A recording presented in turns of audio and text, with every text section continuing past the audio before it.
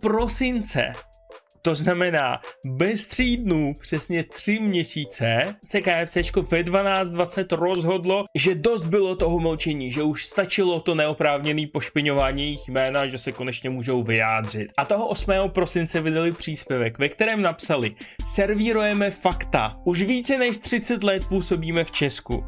Od začátku roku máme za sebou přes 250 kontrol od státních dozorových orgánů. Žádná restaurace KFC nebyla státními institucemi uzavřena, nebyly zjištěny žádné systémové problémy v oblasti bezpečnosti potravin.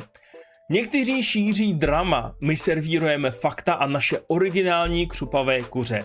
Více na kfc.cz servírujeme fakta. Úplně na srdíčku mě to zahřálo. Taková nic neříkající a arrogantní odpověď, že to fakt jako trvalo 3 měsíce tohle vymyslet. Já nevím, koho mají aktuálně jako agenturu, nebo kdo tohle to vymyslel, ale to je fakt jako génius.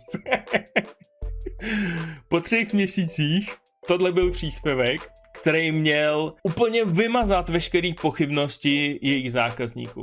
To možná bylo dobré skoro 3 měsíce nemlčet. Možná bylo fajn se třeba 2., 3., 4., 5., 7. den vyjádřit, že zjistili jsme, že se o nás povídá toto a toto, bereme to vážně, ale ubezpečujeme vás, že všechno je v pořádku a že pokud někde došlo k nějakému pochybení, že to vyzjistíme, viníky potrestáme a že prostě jako nemusíte mít strach chodit do našich restaurací.